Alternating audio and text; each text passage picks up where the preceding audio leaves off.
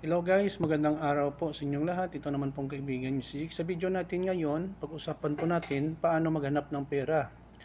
Alam natin dito sa Pilipinas o ibang panig ng mundo, napakahirap po maghanap ng pera. Ang pera po ay isang gamit para sa akin, pero dapat natin tandaan, ang pera ay gamitin sa tama lamang, huwag gamitin sa hindi maganda at gamitin po ito ng husto. So kung gusto nyo ang video na ito, paki-like lang po, share, and huwag kalimutang mag-subscribe. Maraming salamat po guys. Ang paghahanap ng pera ay hindi madali, pero posible kung magsusumikap at magiging matyaga.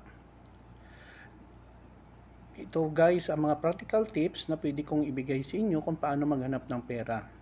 Una-una, number 1, maghanap ng trabaho o sideline. Ang regular na trabaho, mag-apply sa mga kumpanya kahit entry level muna. Ikalawa guys, freelance or online job. Tulad ng pagta-type, graphic design o virtual assistant sa websites gaya ng Upwork, Fiverr or onlinejobs.ph. Sa akin naman, gumagawa po ako ng content bilang content creator sa YouTube. Kahit paano ay kumikita din ako kahit maliit lang. 6 to 8 months, maka $100 din ako. At least ang aking pagsisikap sa channel ko ay nasusuklian ng income from YouTube. Part-time job sa fast food, tindahan or delivery, Grab, Foodpanda at Lalamove. Ikalawa guys na tips, magbenta ng produkto o serbisyo. Buy and sell, magbenta ng pre-love items, gadgets or damit online, Facebook, Marketplace or Shopee or Lazada. Meron din pa po tayong food business, magluto at magbenta ng merienda or ulam sa kapitbahay or online. Isa pa dito, skills-based service. Kung marunong ka manggupit, mag-ayos ng cellphone, magturo or maglaba, pwede mong pagkakitaan sa skills guys.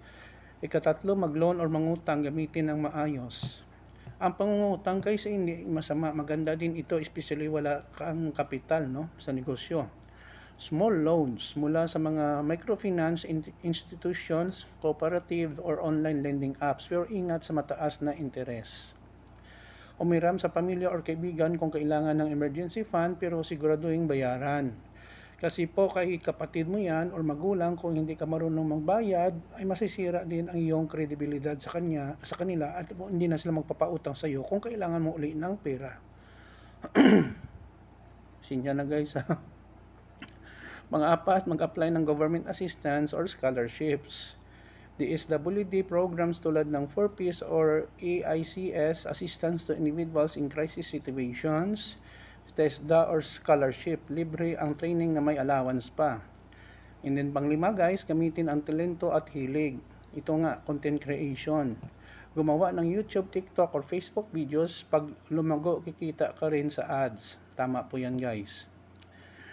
Tutoring or teaching online, kung magaling ka sa isang subject, pwede kang kumita sa pagtuturo. Tips sa pagpapalago ng pera. Mag-ipon kahit piso-piso araw-araw. Gradually lang guys, maliit na piso ay lalaki din yan. Iwasan ang luho at gastos na hindi kailangan. Ito po natutunan ko sa mga kaibigan ko na mga Chino. Kung importante guys, bilhin kahit anong mahal, basta kaya ng pera. Pero kung hindi siya, luho lang siya, iwasan muna guys, no?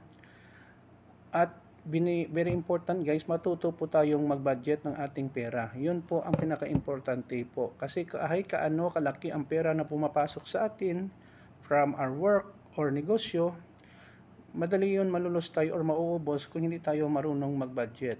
Yun lang po guys ang mga tips kung paano maghanap ng pera. Sana po may natutunan po kayo sa aking videos. So kung gusto niyo yung video nito, paki-like lang po, share, and huwag kalimutang mag-subscribe. Mahal ko kayo, ingat po tayo lagi. Ito naman po si Jake Pomperada. Kita-kita po tayo guys sa sunod na video. Bye-bye!